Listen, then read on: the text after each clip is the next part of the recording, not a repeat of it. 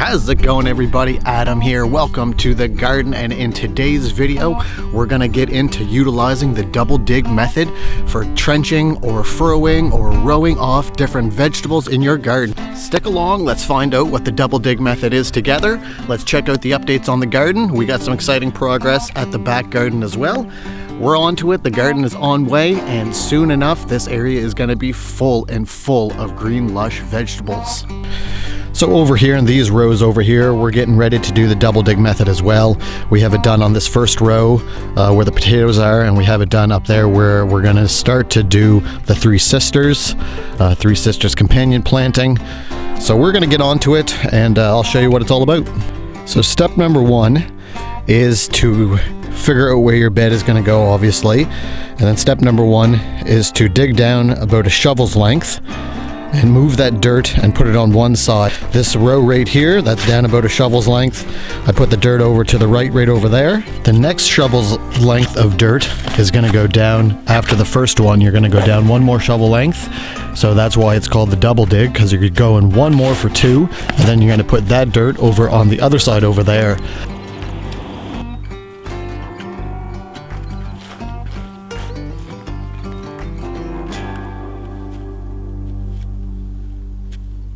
And what we're going to do is the first bit of dirt we're going to fill in the bottom of the hole, and then the second bit of dirt we're going to fill on the top of the hole.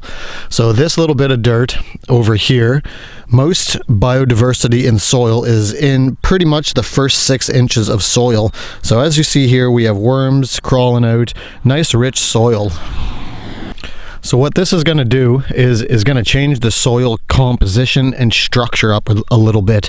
So it's going to bring the biodiversity that was in the top 6 inches of the soil down below past that level, and we're going to put in the remainder that was below that 6 inches as the top layer of it. So that's going to restructure the whole soil, make it a whole new biodiversity of different organisms and stuff like that.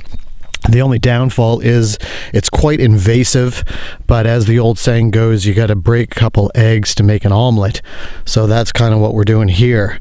But this is the one we've already did and we've already done, and the shovel just goes in super easy. If I step on it, it's just like a fluffy powder kind of thing. So that's what you're looking for, is a nice aerated soil that where the roots can go down and have no obstructions. Establishing a garden, I think, is the no-dig method, but you need a little bit of a longer time frame to do that, and we just don't really have it for the amount of stuff that we have planted. We're going to establish our garden bed and garden area with a little bit of a couple different methods. We're going to try out a couple different things: mounds, Three Sisters, the double dig method here, tilling, no tilling, raised beds, in-ground beds, and different things of that nature. Things that may work for me may not work for you, and vice versa. So go out and try your own things. You never know what'll work for you. Just go out there, have fun, and you'll find out over the years and over the times that you keep gardening, you're going to have different successes, you're going to have different failures, but the key is that you have to keep moving forward. So this is another prime example of the soil's biodiversity. The worms are just falling right out, which is what you want to see. I'm looking through here and I see all kinds of other different ones in and about the soil. So you know that there is all kinds of rich soil structure and the worm castings and all kinds of good stuff. So you know it's going to be good soil, especially after you do all the tilling that you don't need to, but it's best to do, in my opinion, for the first year. The thing about gardening is just going out there and giving it a go if you want to. There's going to be lots of successes, lots of failures, and lots of in-betweens.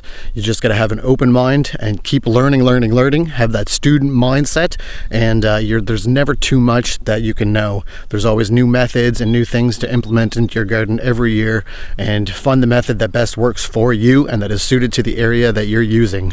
Alright, so we have this row all dug. The first dig is complete. Dig out first level of to your shovel. You dig out just the full shovel's length, put it to the right hand side, leaves a little trench, go back inside the trench for another shovel's length, put that on the left side. To go down another shovel's length your second time, hence the double dig, put that on the left hand side. Then you'll go back over and you'll fill in the right hand side first, and then you'll fill in the left hand side first. So what came up first is going on the bottom, and what came up second is going on the top. What are you doing, bud? What do you see? Hey?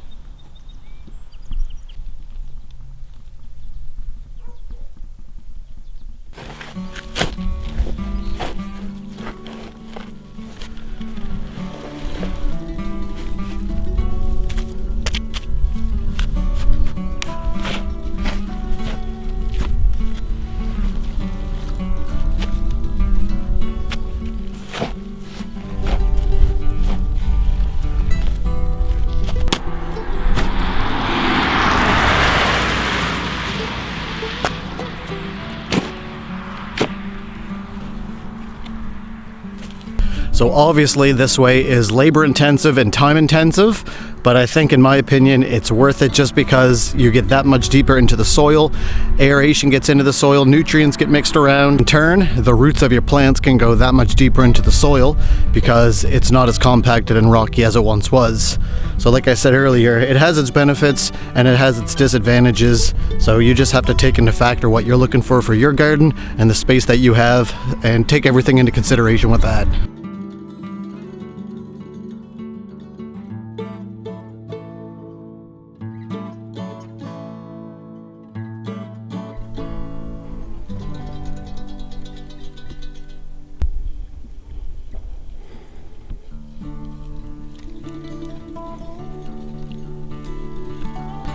Now that we have this first layer as the second layer, we're going to go back over and move this second layer, and now it is going to be a first layer.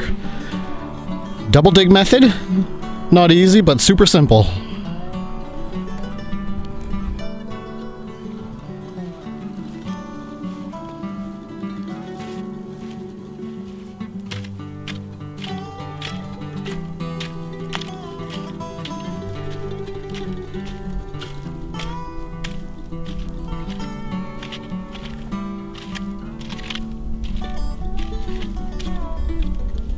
With a little bit of sweat and elbow grease, it'll look like this. So there we have it, 2 rows right next to each other, all good to go. Just got to go down with my hoe, split them up so I can put my potato spuds right in between and then hill them up. But we have some more to go over here. 3 more rows started, marked out by these rocks.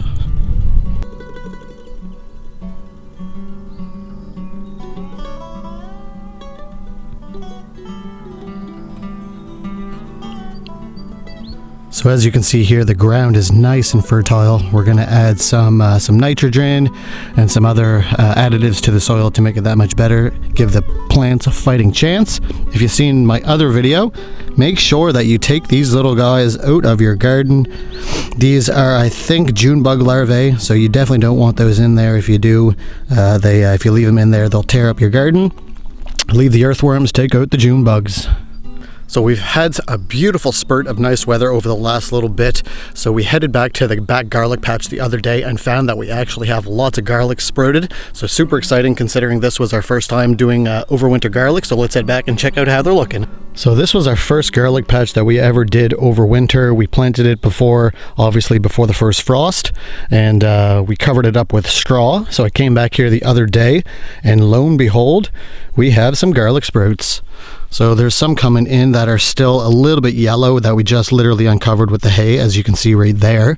But then we have others that are coming up and they are turning nice and green already. So there's some garlic sprouts. Here's another one that's a little bit smaller, that's yellow still, but there's another green one right there. Here's another one poking up through the hay. So what we did, we just took a little bit of the top layer of hay off, and seems to be working like a charm. You can see a little bit of green sprouts coming up through here, there, and everywhere.